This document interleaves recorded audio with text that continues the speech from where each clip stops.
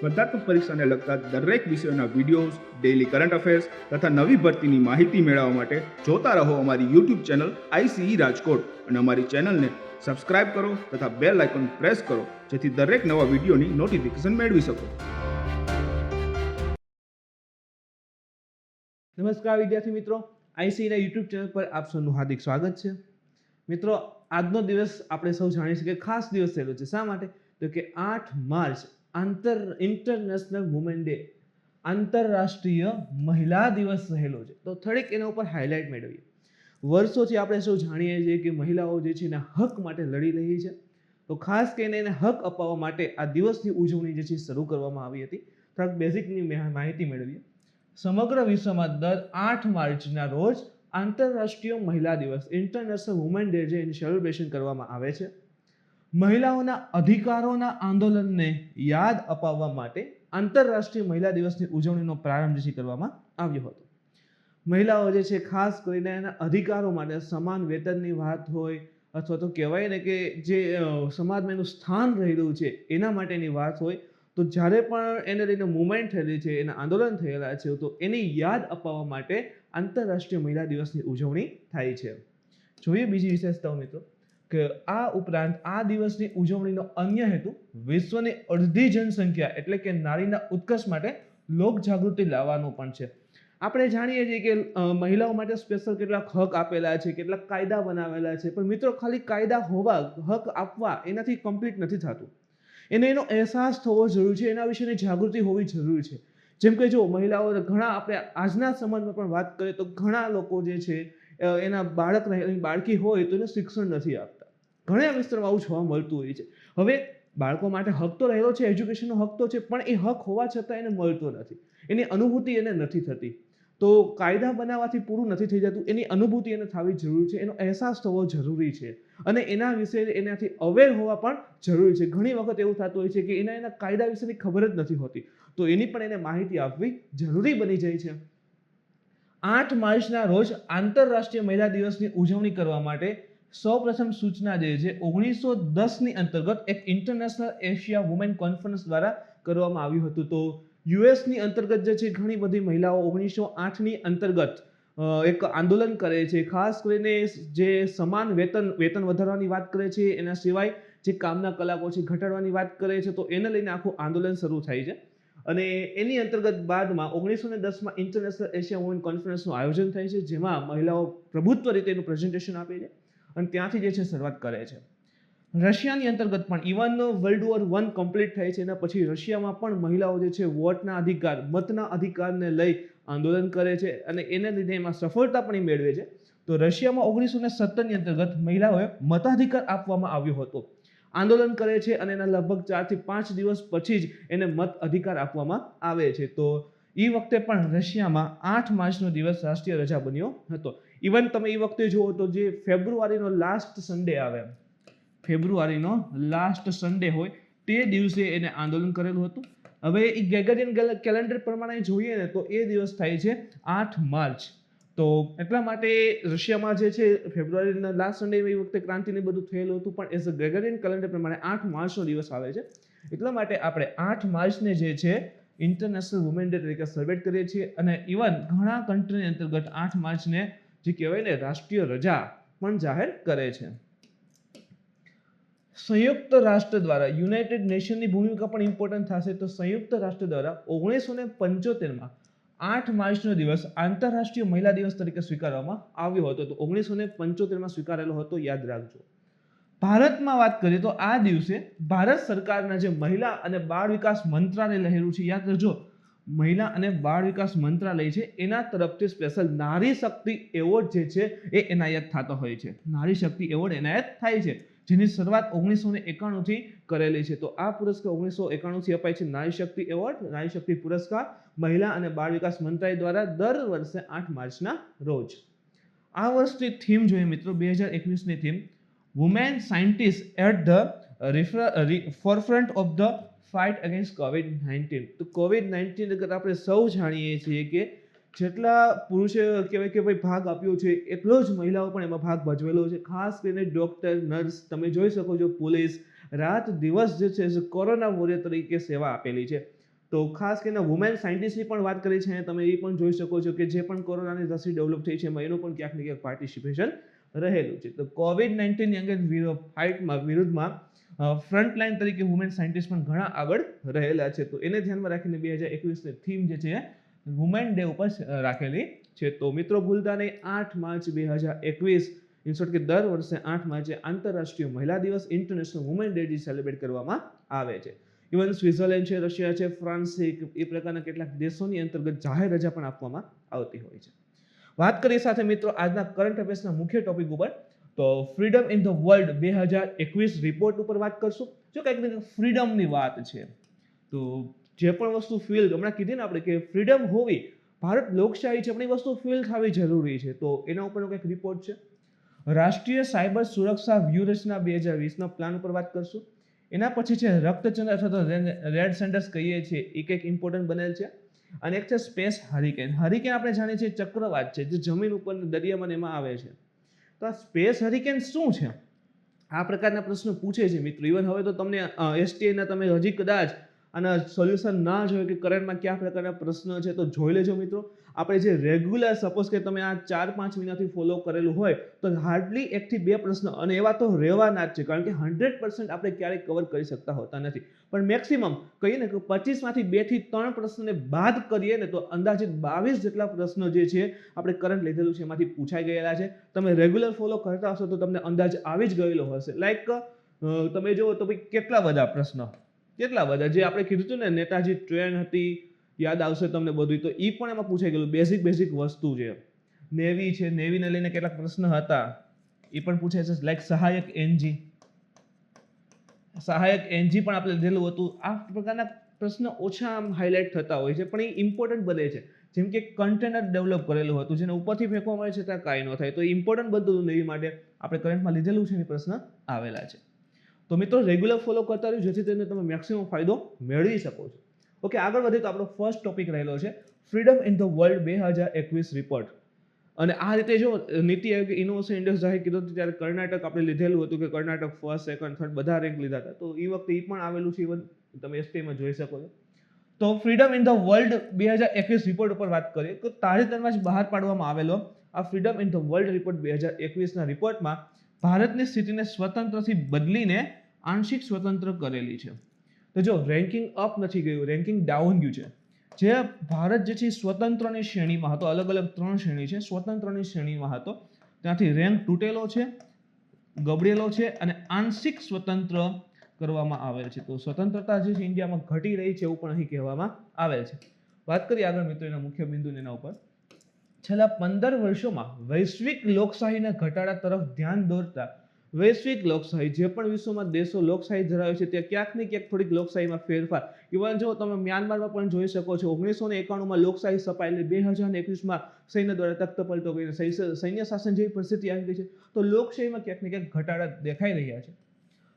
તો લોકશાહીના ઘટાડા તરફ ધ્યાન દોરતા અહેવાલમાં કહેવામાં આવ્યું છે કે વિશ્વની લગભગ 75% વસ્તી એવા દેશોમાં વસે છે જ્યાં છેલ્લા કેટલાક વર્ષોમાં લોકશાહી અને સ્વતંત્રતાની સ્થિતિમાં શું થયો છે?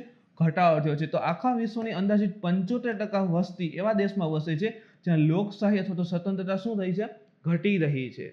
ઓકે, આગળ વાત કરીએ તો સૌથી સારા દેશ કયા છે? તો વિશ્વના સૌથી મુક્ત અને સ્વતંત્ર દેશોની અંદર ફિનલેન્ડ છે, નોર્વે છે અને સ્વીડન જે છે એ સમાવેશ છે. આપણું ઇન્ડિયાનું નામ નથી. જો વિશ્વની સૌથી મોટી લોકશાહી ઇન્ડિયા છે પણ લોકશાહી હોવી અને એ ફેલ થવી એમાં અંતર છે. તો સૌથી વધારે સારી લોકશાહી અથવા તો સ્વતંત્રતા મુક્ત એવું અહેસાસ કરતા લોકો જે છે સૌથી વધારે ક્યાં જોવા મળે છે? ફિનલેન્ડ, નોર્વે અને સ્વીડનમાં જોવા મળે છે.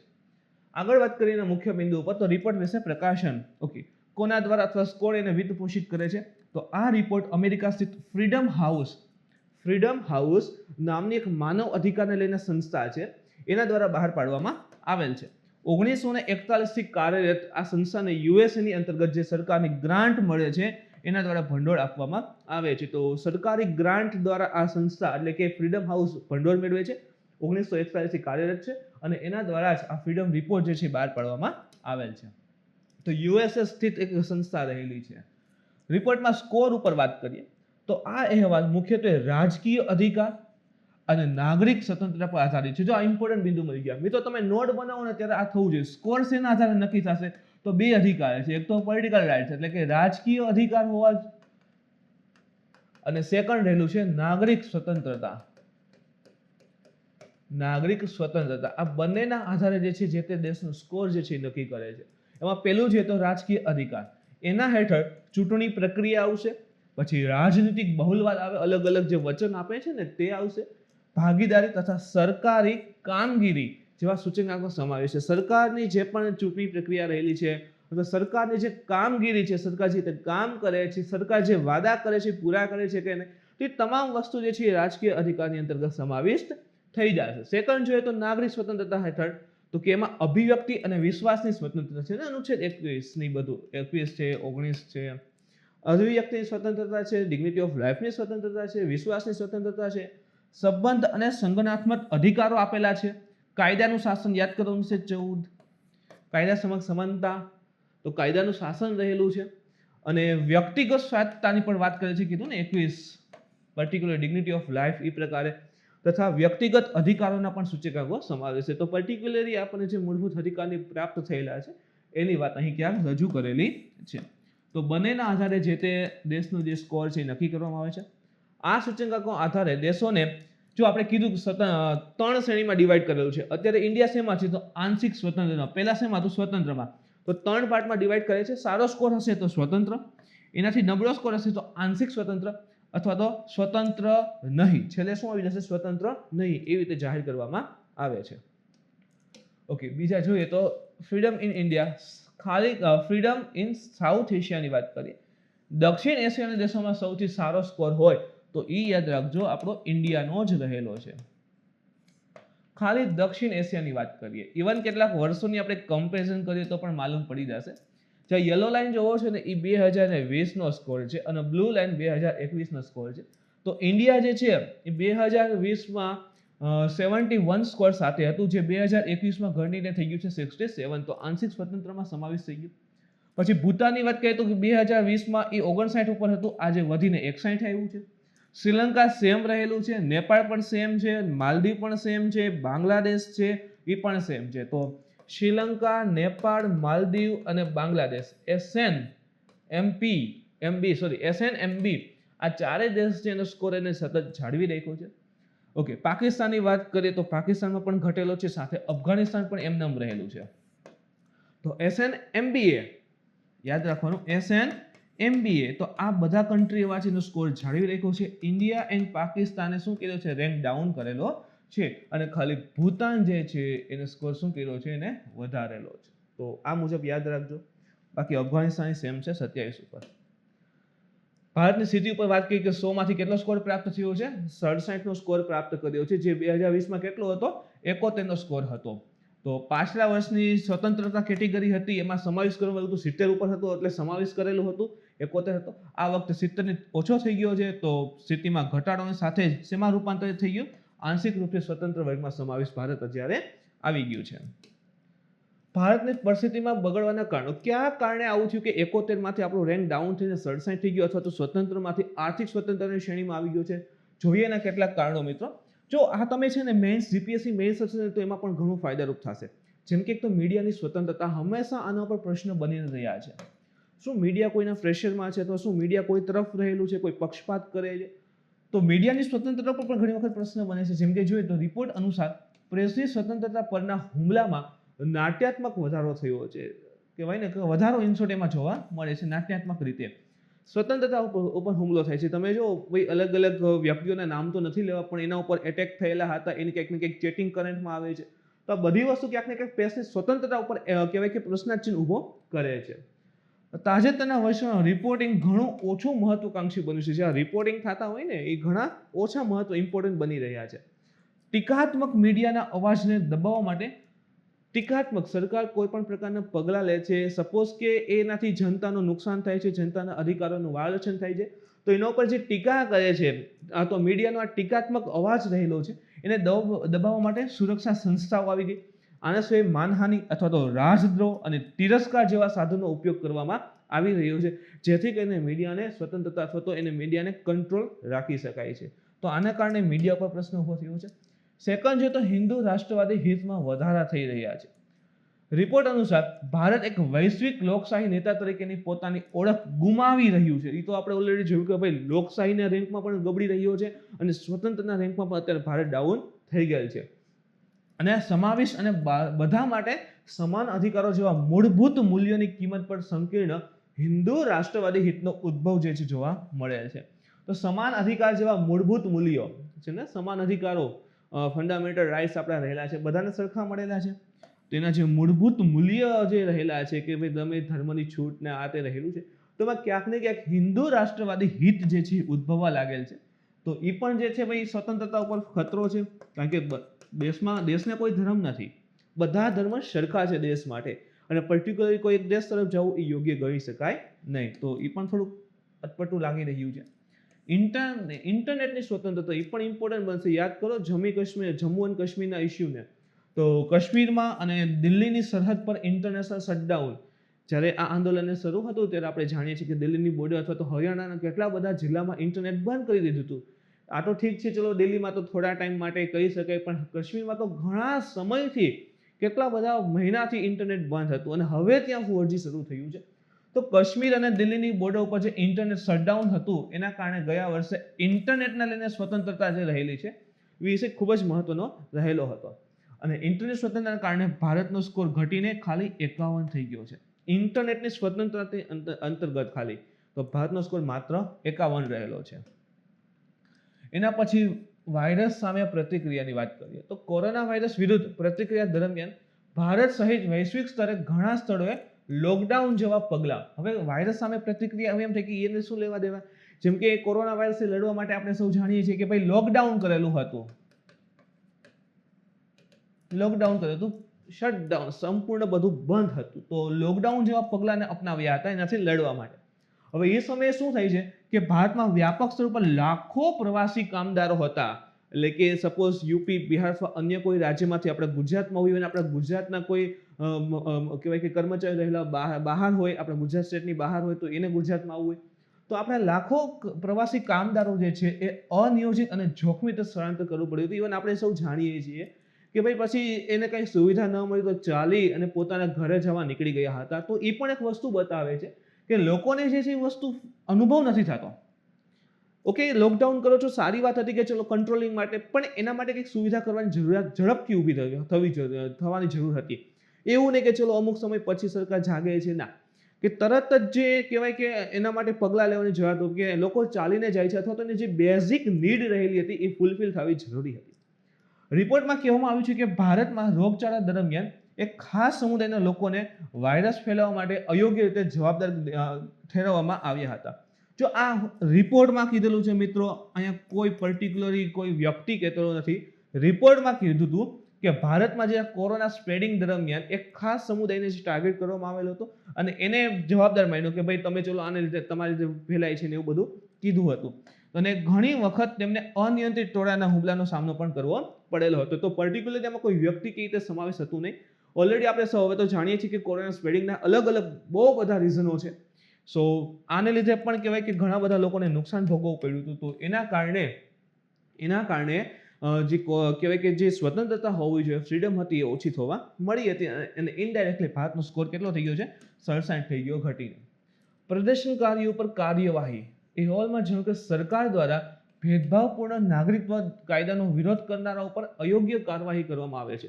સરકાર જે પણ પગલાં લે છે, સપોઝ કે એમાં કંઈ ડાઉટ હોય અથવા તો એને લાગે કે આ અમારાથી વિરુદ્ધ છે, સ્વતંત્રતા ગુમાવે છે, હકનું વાયોલેશન થાય છે, તો એના વિરુદ્ધ જ્યારે કોઈ આંદોલન કરે છે અથવા તો એનો વિરોધ કરે છે તો એના ઉપર અયોગ્ય કાર્યવાહી જે છે કરવામાં આવે છે.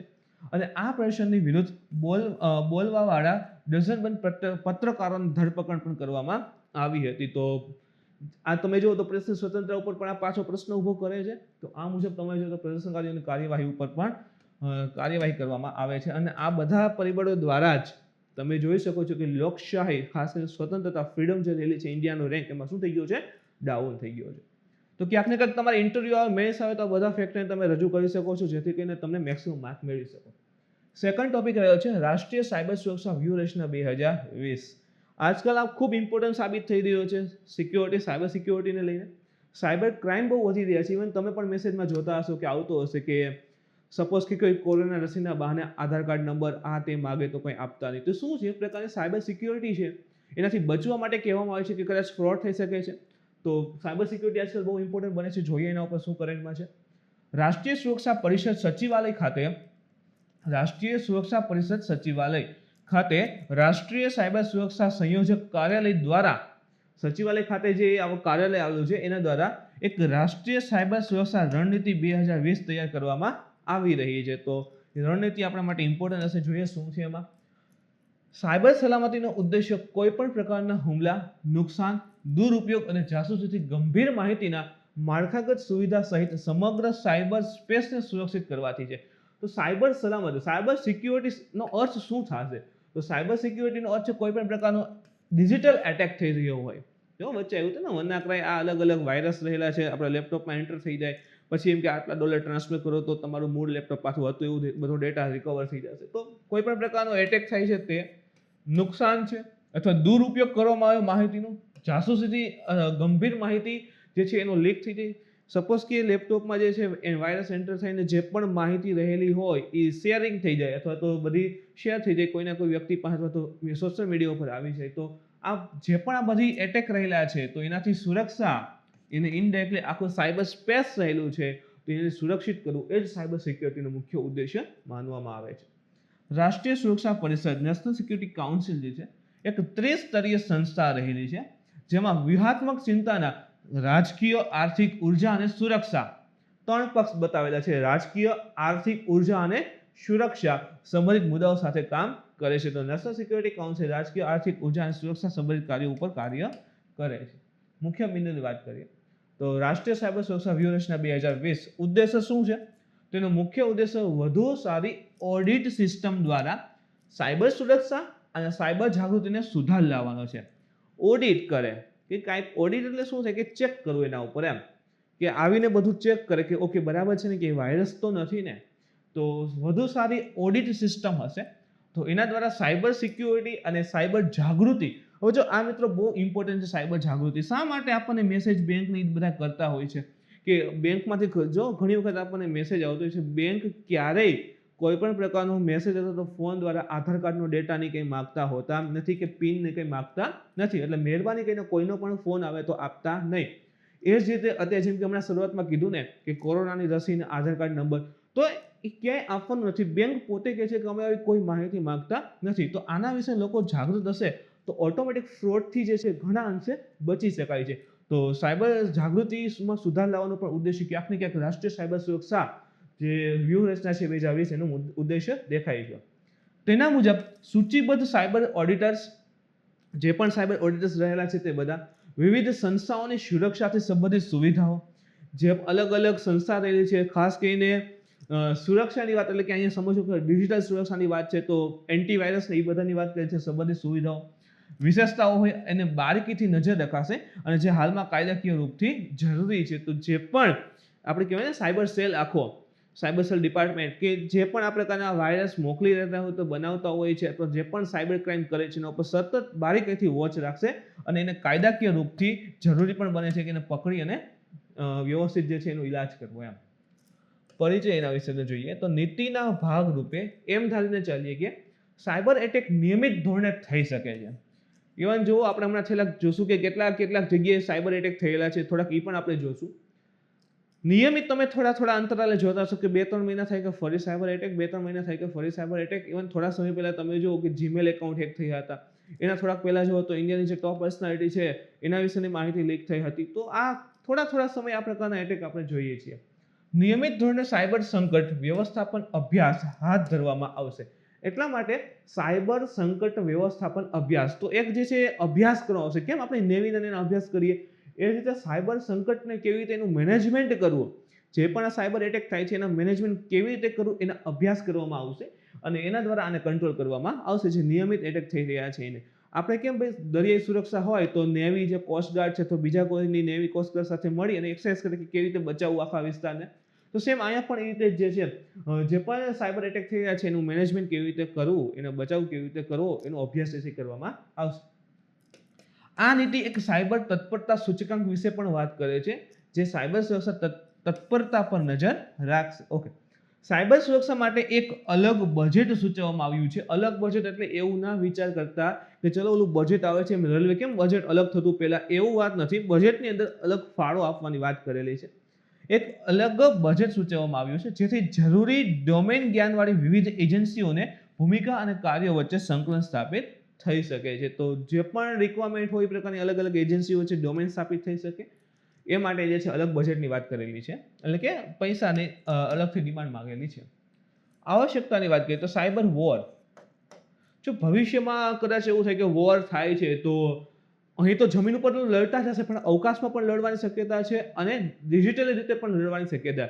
વિચાર કરો આજકાલ સેટેલાઇટ વિના કાંઈ પોસિબલ નથી. તો સપોઝ કે કંઈ સેટેલાઇટમાં થશે કે તરત સ્ટોપ થઈ જશે તો સેટેલાઇટની વ્યવસ્થાને થોડી અંશે નાબૂદ કરવી હોય, ડિલે કરવી હોય, ધીમી કરવી હોય તો આ ડિજિટલ શાસન પણ ઇમ્પોર્ટન્ટ બનશે, સાયબર સિક્યુરિટી પણ ઇમ્પોર્ટન્ટ બની જશે. તો ભવિષ્યની અંદર સાયબર વોર પણ થવાની શક્યતા દેખાતી હોય. જેમ કે યુનાઇટેડ સ્ટેટ એવા કેટલાક દેશોમાંથી એક છે, અમેરિકા એક કેટલાક દેશોમાંથી એક છે જેને સાયબર એટેક સામે રક્ષણ આપવા માટેની વ્યૂહરચના વિકસાવવા માટે માત્ર નોંધપાત્ર રકમનું રોકાણ નથી કર્યું, પરંતુ સાયબર યુદ્ધના ગુનેગારોના સામનો કરવાની પણ ક્ષમતા રહેલી છે.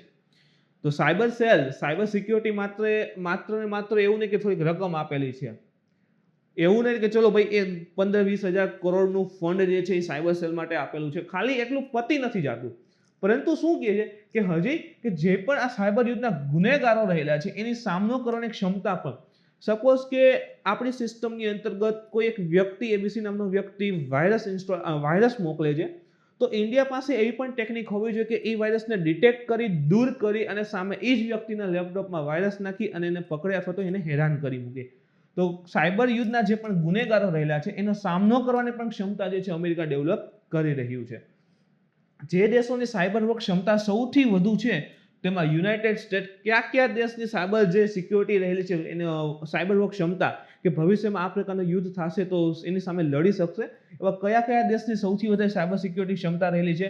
તો એક યુએસ છે, ચીન, રશિયા, ઇઝરાયલ અને યુનાઇટેડ કિંગડમ, યુકે એમાં સમાવિષ્ટ છે. આટલા દેશ ટોપમાં છે.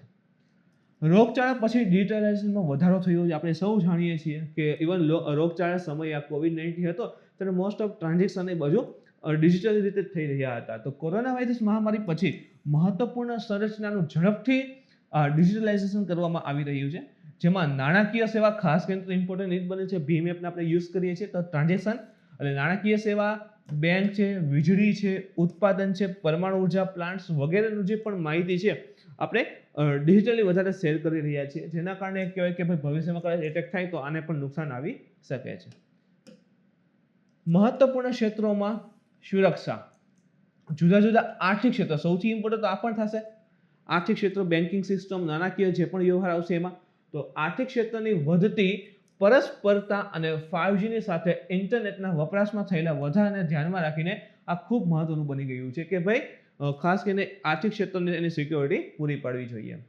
ભારતીય computer emergency response team CERT-IN દ્વારા રજૂ કરવામાં આવેલા આંકડા મુજબ માત્ર વર્ષ 2020ના પ્રથમ 8 મહિનામાં, જો સમજજો, 2020ના 8 મહિનામાં, પેલા 8 મહિનામાં જ 6.97 લાખ સાયબર સિક્યુરિટીને લગતી ઘટના જોવા મળી છે. 6.97 લાખ સાયબર સિક્યુરિટી લગતી ઘટના. જેમ કે જોતા હોય ને કે કોઈ વ્યક્તિના ખાતામાંથી આટલા પૈસા ઉપડી જાય છે, આટલા પૈસા ઉપડી ગયા, તો આટલા કાર્ડમાંથી ઓટોમેટિક કપાઈ ગયા. તો એ મુજબની જે સાયબર સિક્યુરિટી લઈને ઘટનાઓ જોવા મળી છે 2020ના પહેલા 8 મહિના 6.97 લાખ, અને છેલ્લા 4 વર્ષમાં નોંધાણીને એ બધા કરતાં વધારે છે. તો વિચાર કરો કે 2015થી લઈને 2019માં જેટલી ઘટના નોંધાણીને એ ચારેય ઘટનાનો સરવાળો કરો ને તો આટલી નથી થતી. એટલી ખાલી 2020ના 8 મહિનામાં જે છે નોંધાણી છે. તો કન્ટિન્યુઅસલી તમે જો સાયબર સિક્યુરિટી લઈને પ્રોબ્લેમ જે છે એ વધતી જઈ રહી છે. તાજેતરમાં કેટલાક સાયબર સિક્યુરિટી લઈને પ્રોબ્લેમ ઊભા થયા હોય કે એટેક થયા હોય પણ જોઈએ. તો ભારતનું જે વીજ ક્ષેત્ર છે એને મોટા પાયે લક્ષ્ય બનાવવા માટે એક રેડ ઇકો, યાદ રાખજો નામ, રેડ ઇકો નામના ચીનના જૂથે માલવેર વગેરેનો ઉપયોગમાં વધારો કર્યો હતો. તો જે વીજ ક્ષેત્ર છે એને ટાર્ગેટ બનાવવા માટે રેડ ઇકો નામનું ચીનનું જૂથ રહેલું છે, એક ચીનનું ગ્રુપ રહેલું છે, એને માલવેરનો યુઝ કરેલો હતો. ઇવન તમને ખબર છે રેલવેમાં પણ વચ્ચે આ રીતે આવેલું હતું, ખોટા સોફ્ટવેરને યુઝ કરી અને આ રીતે થતું હતું. રેડ ઇકો દ્વારા શેડોપેડ નામના નવા માલવેરનો ઉપયોગ કરવામાં આવેલો હતો. એને કીધું ને કે ભાઈ આ રેડયુકે માલવેરનો યુઝ કરેલો હતો, પણ એને નવો એક માલવેર એમાં ડેવલપ કર્યો હતો, એનું નામ હતું શેડોપેડ, જેમાં સર્વરની એક્સેસ મેળવવા માટે બેકડોરનો ઉપયોગ થાય છે. સર્વરમાં એક્સેસ મેળવવી હોય તો ઉલટો યુઝ કરે કે ઓલરેડી આવી જાય પછી એમ કે ઓકે આ છે તમારે રાખવું છે એવી રીતે એમ. તો સર્વરની એક્સેસ મેળવવા માટે બેકડોરનો યુઝ એ કરે છે. પછી છે સ્ટોન પાંડા તરીકે ઓળખાતો ચીની હેકર જૂથ. જેમ અહીંયા કેમ હતું કે એક ચીની હેકર જૂથ હતું, એનું નામ શું હતું તો કે રેડ ઇકો આખું એનું જૂથ હતું. તો અહીં પણ એ જ રીતે છે કે સ્ટોન પાંડા એના તરીકે ઓળખાતો એક ચીનનું હેકર જૂથ છે. એને ભારત બાયોટેક, આપણે જાણીએ છીએ કોરોનાની રસી ભારત બાયોટેક અને સીરમ ઇન્સ્ટિટ્યૂટના ઇન્ફોર્મેશન ટેકનોલોજી ઇન્ફ્રાસ્ટ્રક્ચર અને સપ્લાય ચેઇન જે સોફ્ટવેર છે એમાં કેટલીક નબળાઈઓ શોધી કાઢી હતી. તો જે પણ ખાસ કરીને સેન્સિટિવ ઇન્ફોર્મેશન થશે, ઇન્ફોર્મેશન ટેકનોલોજી ઇન્ફ્રાસ્ટ્રક્ચર અને સપ્લાય ચેઇન આખું સોફ્ટવેર જે છે એની કેટલીક વીકનેસ જે છે ડાયરેક્ટ પકડી લીધી. સોલર વિન્ડ નામના સાયબર એટેકથી અમેરિકાના મહત્વના રાષ્ટ્રીય અવસંરચનાને પ્રભાવિત કરવામાં આવી હતી. તો યુએસએની અંતર્ગત પણ સોલર વિન્ડ નામનો એક એટેક જે છે કરવામાં આવેલો હતો. સરકાર માટે હવે આની ઇફેક્ટ 3 લેવલ ઉપર આવશે. એક તો સરકાર છે, સામાન્ય લોક છે, અને હજી એક જેમ કે જોઈએ તો સરકાર માટે તો કે સ્થાનિક, રાજ્ય અથવા તો કેન્દ્ર સરકારે દેશ, ખાસ કરીને ભૌગોલિક, લશ્કરી, વ્યૂહાત્મક સંપત્તિઓ વગેરેને નાગરિકોને લગતા વિવિધ ગુપ્ત માહિતીઓ એકત્રિત કરે છે અને આ ડેટાની સુરક્ષા ખૂબ જ મહત્વપૂર્ણ બની જશે. તો સરકાર જે છે ચાહે કેન્દ્ર લેવલ ઉપર હોય, રાજ્ય લેવલ ઉપર હોય કે જિલ્લા હોય કે ગ્રામ્ય લેવલ ઉપર હોય, જે પણ નાગરિકોની ઇન્ફોર્મેશન એકઠી કરે છે, સપોઝ પછી ભૌગોલિક ઇન્ફોર્મેશન હોય કે આ વિસ્તારમાં કેવું ખેત ઉત્પાદન છે, શું છે, બધી ઇન્ફોર્મેશન, આના સિવાય આપણી લશ્કરી વ્યવસ્થાની ઇન્ફોર્મેશન હોય તો બધી ઇન્ફોર્મેશન સ્ટોર કરે છે આપણા માટે. એના માટે ખૂબ મહત્વપૂર્ણ બની જશે કે કોઈ પણ રીતે આ ડેટા સુરક્ષિત રહે, એની ચોરી થાય નહીં. સામાન્ય લોકો માટે તો કે સોશિયલ નેટવર્કિંગ સાઇટ્સ પર કોઈ વ્યક્તિ દ્વારા શેર કરેલી ઇમેજ, વિડીયો અને અન્ય વ્યક્તિગત માહિતીનો ઉપયોગ બીજા દ્વારા અયોગ્ય રીતે કરવામાં આવી શકે છે, જે ગંભીર જીવલેણ ઘટનાઓનું કારણ પણ બની શકે છે. જેમ કે અન્ય કેટલીક એવી સાઇટ રહેલી હોય છે જે ઓલરેડી વાયરસ હોય, એટલે કે ફેક સાઇટ રહેલી હોય, એના ઉપર જો ઇમેજ છે અથવા તો પર્સનલ સ્ટોરીને બધું મૂકવામાં આવે તેનો ગેરઉપયોગ પણ થઈ શકે છે. તો એ ગંભીર સ્થિતિ પણ સાબિત થઈ શકે છે. તો એ સામાન્ય લોકો માટે પ્રોબ્લેમ ઊભી થઈ શકશે. ત્રીજું, ઉદ્યોગો માટે, કંપની માટે. તો સરકાર છે, સામાન્ય લોકો છે અને ઇન્ડસ્ટ્રીયલ સેક્ટર રહેલું છે. કંપનીઓ પાસે તેમની સિસ્ટમમાં ઘણો ડેટા અને માહિતી હોય છે. જેમ કે કોઈ કંપની રહેલી, જેમ કે હમણાં આપણે સીરમ ઇન્સ્ટિટ્યૂટ નહીં, તો એ જે કંપની રહેલી છે એનો ઘણો બધો ડેટા હશે. ઇવન એને કોરોનાની રસી બનાવી છે તો એ પણ ક્યાંક ને ક્યાંક ફોર્મ્યુલા બધું સાચવેલું તો હશે કે આ રીતે બનેલું છે. સપોઝ કે હવે એ આના જે મેન્સ આખી સોફ્ટવેર સિસ્ટમ રહેલી છે એમાં કોઈ વાયરસ એન્ટર કરે છે કોઈ એક દેશ અને ત્યાંથી બધો ડેટા જોઈ લે તો શું થયું કે આ જે ભવિષ્યમાં પેટન્ટ કરાવવું છે એને પેટન્ટ કરવાની વાત આવે કે ભાઈ ચલો અમે રસી બની છે, અમારે પેટન્ટ કરવું છે, અથવા તો એ ફોર્મ્યુલા હજી ઉપર સુધી પહોંચે નહીં પહેલા બીજા દેશ પર રસી પણ ડેવલપ થઈ ગઈ હશે. તો જે પણ ઉદ્યોગો પાસે એની ડેટા રહેલો છે, એની માહિતી છે, એ પણ ચોરી થવાની સંભાવના દેખાઈ શકે અને એના કારણે ભારે નુકસાન આવી શકે છે. એના પછી વાત કરીએ મિત્રો તો ભારત સરકાર દ્વારા શરૂ કરાયેલ પહેલ ખાસ કરીને સાયબર સિક્યોરિટીને લઈને. તો ક્યાંક તમે મેન્સમાં લખવાનું આવે, ઇન્ટરવ્યુમાં પૂછે તો આ ઘણી પહેલો છે એ લખી શકો છો. જેમ કે સાયબર સુરક્ષિત ભારત પહેલ છે, સાયબર સ્વચ્છતા કેન્દ્રની સ્થાપના કરેલ છે, રાષ્ટ્રીય સાયબર ક્રાઇમ રિપોર્ટિંગ પોર્ટલ છે, ભારતીય cyber crime coordination centre I4C એટલે કે Indian cyber crime coordination centre, Indian cyber crime coordination centre એટલે 4C, તો એની પણ સ્થાપના, રાષ્ટ્રીય ક્રિટિકલ માહિતી ઇન્ફ્રાસ્ટ્રક્ચર પ્રોટેક્શન સેન્ટર NCIIPC, માહિતી ટેકનોલોજી અધિનિયમ 2000 રહેલો છે, આની સાથે રાષ્ટ્રીય સાયબર પોલિસી 2013 પણ રહેલી છે. તો ખાસ કરીને ભારત સરકાર જે સાયબર સિક્યુરિટી જે પણ પહેલો અથવા તો એક્ટ રહેલા છે એની વિશેની માહિતી ઇમ્પોર્ટન્ટ થઈ જશે. ઓકે, એના પછીનો ટોપિક જોઈએ તો રક્તચંદન અથવા તો રેડ સેન્ડર્સની વાત કરીએ તો લાલ ચંદન ઇન્સ્યોરન્સ, રક્ત ઇન્સ્યોરન્સ કે લાલ ચંદન એમ. તો લાલ ચંદન જેને રેડ સેન્ડર્સ પણ કહેવાય છે, એના સમૃદ્ધ ઉપચારાત્મક ગુણધર્મો અને રંગ માટે ઓળખાય છે. ખાસ કરીને એના જે ગુણધર્મ છે, જેમ કે આપણે જાણીએ છીએ ચંદન બહુ ઠંડુ હોય છે, બોડી માટે સારું હોય છે, એનો ચાંદલા નહીં કરે છે, તો યુઝ થાય છે એના માટે. આના સિવાયના ઔદ્યોગિક ખાસ કરીને ઔષધીય ઉપયોગ પણ રહેલા છે. ઔષધીય ઉપયોગ છે, ખાસ કરીને રંગ અને સુગંધ માટે પણ પ્રખ્યાત રહેલું છે.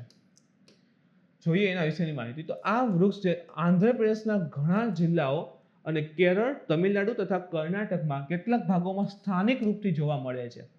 જેમ આપણે કેમ અહીંયા ભાઈ લીમડો અને પીપળો જોવા મળે, તો એના પણ કેટલાક ભાગની અંતર્ગત સ્થાનિક રૂપે જોવા મળે છે. આની ખેતી અથવા તો થઈ શકે છે, વાવે તો ઉગી શકે છે એમ. તો આંધ્રપ્રદેશના કેટલાક જિલ્લા, કેરળ, તમિલનાડુ અને કર્ણાટકના કેટલાક ભાગોમાં સ્થાનિક રૂપથી જોવા મળે છે.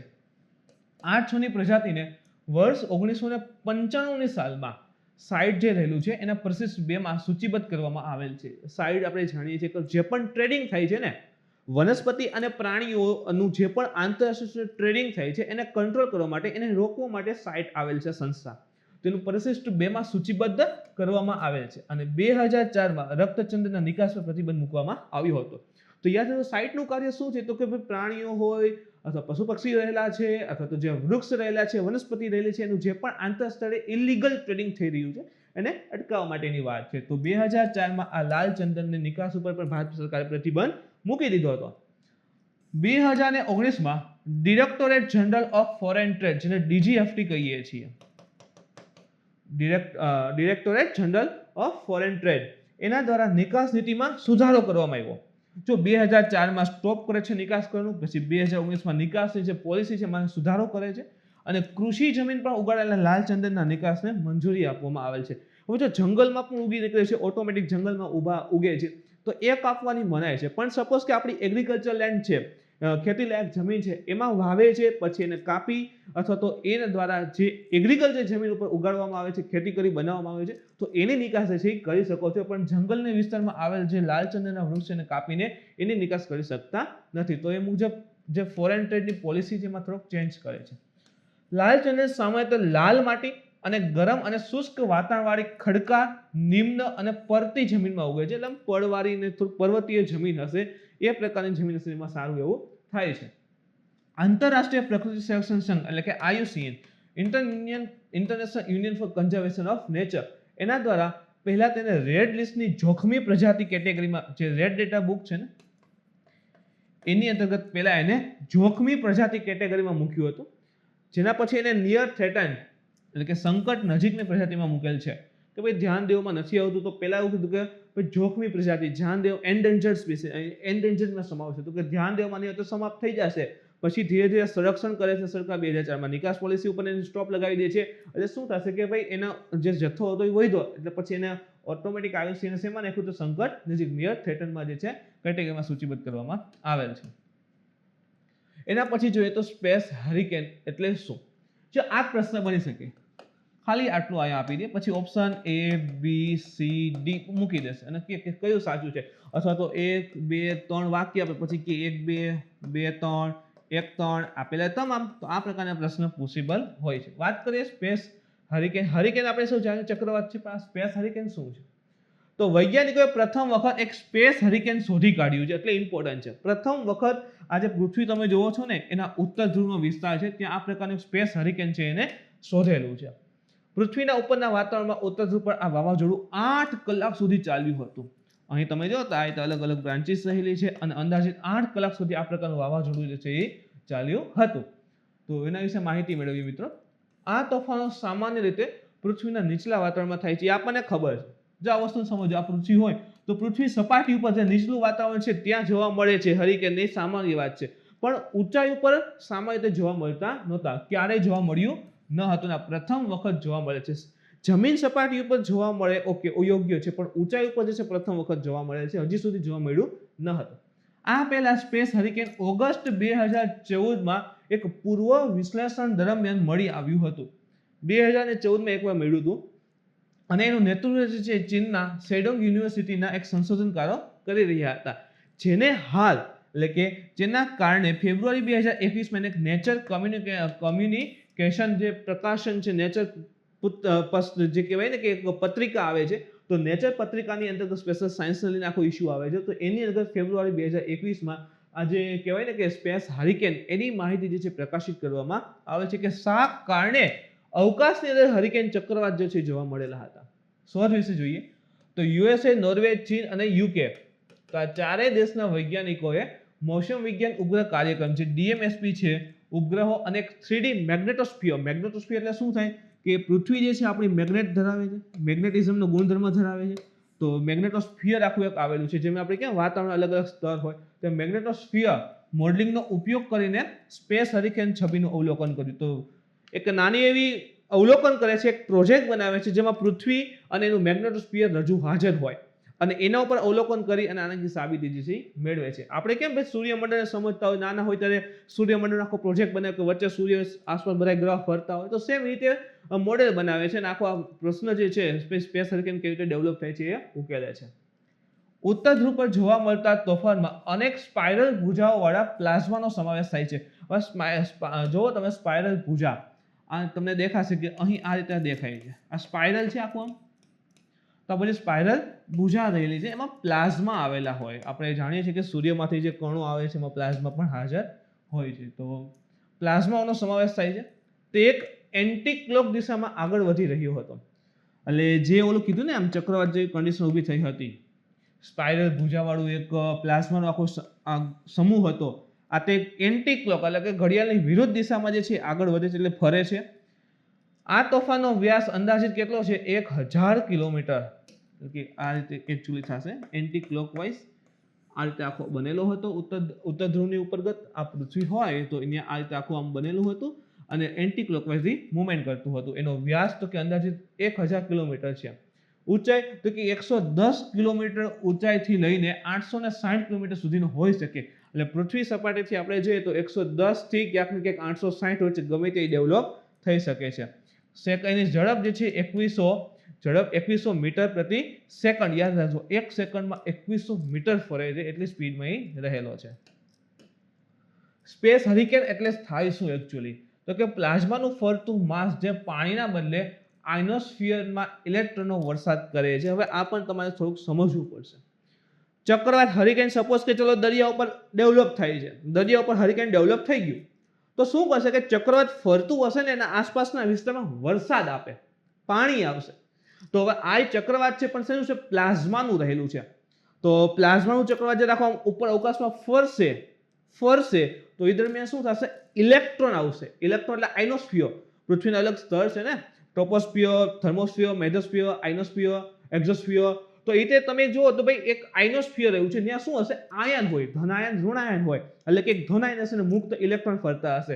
તો જ્યારે આ પ્લાઝમા ફરશે તો એમાંથી ઘણા બધા મુક્ત ઇલેક્ટ્રોન આવતા હશે અને એ અવકાશીય હરિકેન એટલે કે સ્પેસ હરિકેન કહેવામાં આવે છે. હવે આટલા બધા ઇલેક્ટ્રોન આવતા હશે અને સામે પૃથ્વીનું ચુંબકીય ક્ષેત્ર રહેલું છે, જેને પરિણામે લાઇટિંગ થાય. લાઇટિંગ થશે તો આખું ચક્રવાત આવું લાઇટિંગ વાળું દેખાશે અને એ જ બની ગયું છે સ્પેસ હરિકેન. તમે જુઓ કે જેવી રીતે આખું ડેવલપ થાય છે કે આ પૃથ્વી હોય એનું અહીંયા આયનોસ્ફિયર રહેલું છે, તો કે અહીંયા જે આ ફરશે એના કારણે શું થાય? ઘણા બધા ઇલેક્ટ્રોન મુક્ત થશે. આ ઇલેક્ટ્રોન મુક્ત થશે એટલે મેગ્નેટોસ્ફિયર સાથે પ્રક્રિયા કરી અને લાઇટિંગ આપે છે. એટલા માટે આ સ્પેસ હરિકેન જે છે ઉદ્ગમ પામે છે. તો યાદ રાખજો આખું લાઇટિંગ ડેવલપમેન્ટ કેવી રીતે થાય છે. આ વાવાઝોડાના પરિણામ સ્વરૂપ આશ્ચર્યજનક અસર થાય છે કે જે એક વિશાળ ચક્રવાત આકારની ચમકીલો લીલો અરોરા હોય છે. અરોરા એટલે શું થાય કે ધ્રુવીય વિસ્તારમાં જે આ પ્રકારે લાઇટિંગ જોવા મળે છે એને આપણે અરોરા કહીએ છીએ. ખગોળશાસ્ત્રી જે રહેલા છે એને મંગળ, શનિ અને ગુરુ ઉપર પણ આવા અવકાશીય વાવાઝોડા નોંધ્યા છે. તો જો અહીંથી એક ક્લિયર છે કે મંગળ, શનિ અને ગુરુ પર આ પ્રકારના વાવાઝોડા થતા હતા. ખબર પડી કે શા માટે? તો કે ભાઈ એના મેગ્નેટોસ્ફિયર ઉપર પ્લાઝમા, ઇલેક્ટ્રોનનો વરસાદ અને સાથેની પ્રક્રિયા અને લાઇટિંગ જોવા મળશે. લીલો ચમકતો પ્રકાશ, લીલો અરોરા, એના કારણે આ ચક્રવાત નોંધાયા હતા. ઓકે મિત્રો, આગળ જોઈએ તો અભ્યાસનું મહત્વ શું રહેલું છે? આટલો વર્ષોથી 2014 થી આખો એક્સપ્લેન કરતા હતા, હવે ખબર પડી ગઈ કે આ કારણે થતું. તો મહત્વ શું છે? તો સ્પેસ હરિકેનનો અભ્યાસ વૈજ્ઞાનિકોને ઉચ્ચ આવૃત્તિ રેડિયો કમ્યુનિકેશનમાં વિક્ષેપ, જો ખાસ કરીને આયનોસ્ફિયર રહેલું છે એમાં આયન રહેલા છે. તો જે પણ આપણે રેડિયો કમ્યુનિકેશન કરતા હોય, રેડિયો દ્વારા કમ્યુનિકેશન એ બધું થાય છે, તો ક્યાંક ને ક્યાંક એમાં ઇલેક્ટ્રોન છે, આ ધન આયન છે, એના કારણે વિક્ષેપ ઉત્પન્ન થાય કે ભાઈ ક્લિયરિટી ના આવે આપણી ભાષામાં કહીને તો ઉચ્ચ આવૃત્તિવાળા રેડિયો કમ્યુનિકેશનમાં વિક્ષેપ શા કારણે આવે છે? સેટેલાઇટ ડ્રેગિંગ શા માટે થાય છે? સેટેલાઇટમાં નેવિગેશનની પ્રોબ્લેમ અથવા અતિ ક્ષિતિજ રડાર ઉપર લોકેશન અને સંદેશાવ્યવહાર સિસ્ટમમાં વિક્ષેપ જોવા મળે છે. તો જ્યાં રડારના લોકેશન છે, સંદેશાવ્યવહાર સિસ્ટમમાં જે પણ પ્રોબ્લેમ આવે છે, સેટેલાઇટ નેવિગેશન, સેટેલાઇટમાં ડ્રેગિંગ જોવા મળે છે, અથવા તો જે રેડિયો કમ્યુનિકેશન થાય છે એમાં વિક્ષેપ જોવા મળે છે, એની પાછળ કારણો અમારે ક્યાંક હોઈ શકે છે. શા માટે? પ્લાઝમા આખું ફરે છે અને એના દ્વારા ઇલેક્ટ્રોનનો વરસાદ થાય છે. તો ઇલેક્ટ્રોનનો વરસાદ એટલે ઇન શોર્ટ કે ઘણા બધા ઇલેક્ટ્રોન મુક્ત થતા હશે. એવું નહીં હા ઇલેક્ટ્રોન આવતા હશે એવું વસ્તુ નથી. ઘણા બધા ઇલેક્ટ્રોન મુક્ત થતા હશે. તો એના કારણે શું થશે કે આખી જે આપણી કોમ્યુનિકેશન સિસ્ટમ અથવા તો એને જે પણ આ રેડિયો ટ્રાન્સમિશન થતા હશે એને વચ્ચે ક્યાંક ને ક્યાંક તૂટતા હોય છે, એના કારણે એમાં કંઈક નેવિગેશન ચેન્જીસ આવે, એ જે વેવલેન્થ હોય એની ચેન્જીસ થતી હોય, તો એ પ્રકારે જે પ્રોબ્લેમ ઊભા થશે. તો અવકાશીય હવામાનના પ્રભાવને સમજવામાં પણ આ મદદ સામે કરી શકે છે. તો મિત્રો આ હતું આજનું કરંટ અફેર્સ. આજના લેક્ચરમાં તમને કંઈ ડાઉટ હોય, ક્વેરી હોય તો તમે કોમેન્ટ કરીને જણાવી શકો છો. મિત્રો આજનો વિડીયો ગમ્યો હોય તો લાઈક કરો, શેર કરો, તમારા મિત્રો સુધી પહોંચવા માટે કોશિશ કરો. કાલે ફરી મળીશું નવા ટોપિક સાથે. Thank you.